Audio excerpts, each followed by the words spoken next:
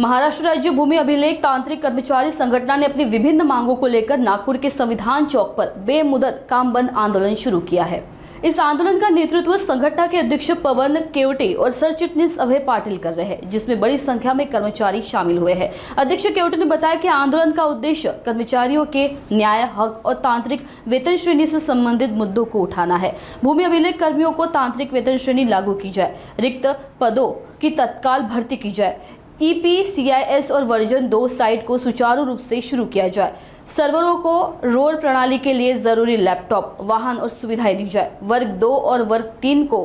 पदोन्नति तत्काल की जाए। संगठन की मुख्य मांगों में शामिल है। इस आंदोलन से विभाग में कार्यरत कंत्राटी कर्मचारियों में भी असंतोष देखा जा रहा है।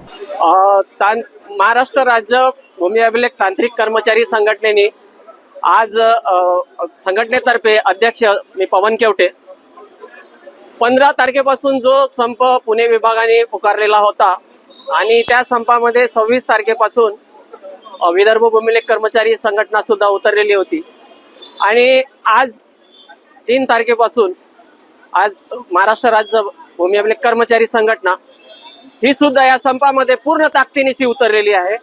आणि जोपर्यंत आमचा ज्या मागण्या आहेत जोपर्यंत मान्य करत नाही शासन, तोपर्यंत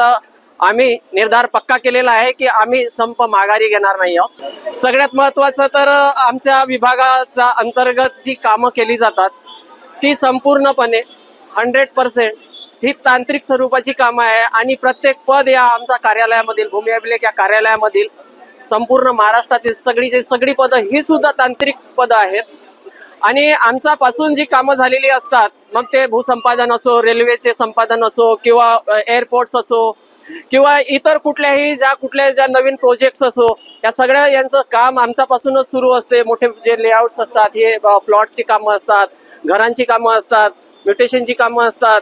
आणि या सगळ्या बाबतीमध्ये जर विचार केला तर आमचे हे सगळं काम हे तांत्रिक स्वरूपाचं आहे आणि त्याच्यामुळे आमचं एवढंच मागणं आहे की जर आम्ही तांत्रिक काम करतोय तर आम्हाला तांत्रिक वेतन सुद्धा मिळायलाच पाहिजे। तो आमचा सगळ्या कर्मचाऱ्यांचा हक्क आहे आणि तो मिळायलाच पाहिजे।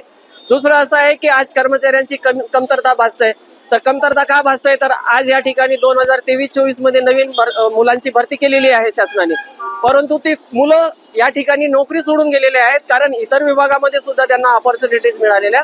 आणि त्यामुळे इथे कमी पगारामध्ये कोणीही नवीन व्यक्ती काम करायला तयार नाहीये।